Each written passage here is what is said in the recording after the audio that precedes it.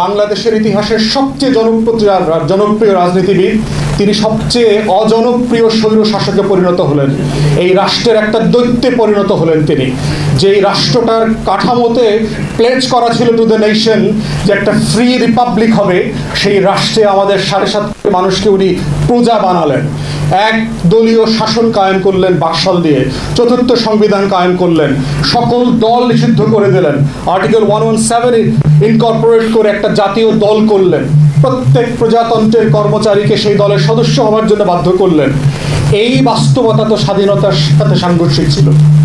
তাহলে যেই কনস্টিটিউশন বাংলাদেশের স্বাধীনতার অব্যবহিত পরে মুক্তিযুদ্ধের ঘোষণাপত্রের সাথে বেইমানি করেছে, যেই কনস্টিটিউশন বাংলাদেশের ইতিহাসের স্বাধীনতার পরে ইমিডিয়েটলি প্রথম মনস্টার রুলার তৈরি করেছে, ফ্যাসিবাদী দৈত্য তৈরি করেছে, যেই কনস্টিটিউশন আমাদের কয়েক বছরের মধ্যে একটা 4th সংশোধনীর জন্ম দিয়েছে, যেই কনস্টিটিউশনের সাদের মতো জাতীয় পার্টির মতো দিল্লির দাসত্বের ছায়া আমাদের উপরে চাপিয়ে দিয়েছিল 9 বছর, যেই কনস্টিটিউশন দিয়ে বাংলাদেশে আমরা দ্বিতীয় ফ্যাসিবাদী শাসন কায়েম হয়েছে 16 বছরের জন্য, সেই constitution already became obsolete and dysfunctional.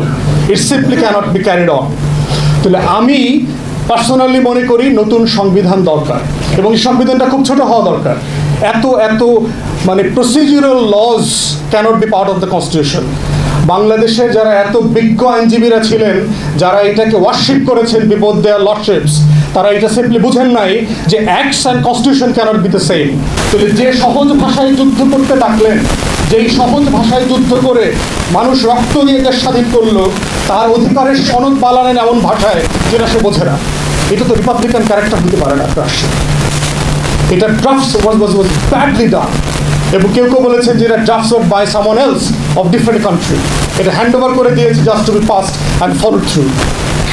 এই জন্য আমি মনে করি, আমি আমেরিকান মডেলের কনস্টিটিউশন পছন্দ করি। খুব ছোট 8-10 পৃষ্ঠার মধ্যে এখানে কোনো প্রসিডিউরাল ল লেখা থাকবে না, কোনো অ্যাক্টস ল থাকবে না, এবং শুধু আমার অধিকার, আমার প্লেজ গণপ্রজাতন্ত্রের রাষ্ট্রের যে social contract between the governed and the গভর্নার্স, এইটা শুধু লেখা থাকবে।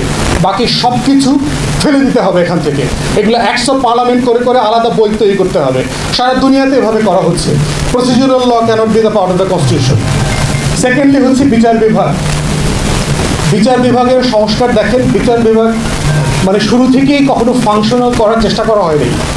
আমার কাছে মনে হয় নাই যে বিচার বিভাগটা আসলে রিপাবলিকের যে ক্যারেক্টার, যেটা আশা করেছিলাম, গরিব মানুষের বিচার করবে, গরিব মানুষের হক ইনসাফের সাথে তাকে ফিরাইয়ে দিবে, এই অ্যারেঞ্জমেন্টটা কখনো এই বিচার বিভাগটা করে নাই। এই বিচার বিভাগটা একটা ক্যাপিটালিস্ট বুর্জোয়া ক্লাসের পারপাস সার্ভ করেছে। সে কৃষকের জন্য কখনো ইনসাফ তৈরি করতে পারে নাই, সে মজুরের জন্য, আমার প্রান্তিক জনগোষ্ঠীর জন্য, যার যে লুঙ্গি পরে চাষ করে অশিক্ষিত, তার জন্য বিচার সে করতে পারে নাই। তাহলে যেই বিচার বিভাগ তাকে যে জাস্টিস ডিসপেন্স করতে পারে না, that can't be the justice system of a republic. এটা রিপাবলিকের ক্যারেক্টারের সাথে যেতে পারে না। তাই আমরা বারবার ফিল করছি যে এই কলোনিয়াল লেগাসির যে বিচার বিভাগ, এটা শুধু ওই বিল্ডিংয়ের রং পরিবর্তন করে, জাস্টিস বদল করে, সংখ্যা পরিবর্তন করে এটা ডিসপেন্স করা যাবে না। এটা একটা ওভারহলিং করতে হবে, যে আমার দেশের যে মানুষের প্লেস ছিল সেটার উপর ভিত্তি করে আমি কিভাবে বিচার করতে পারি। এই বিচার ব্যবস্থাটা আমাদের ছিল, 1000 বছর ধরে এখানে ছিল।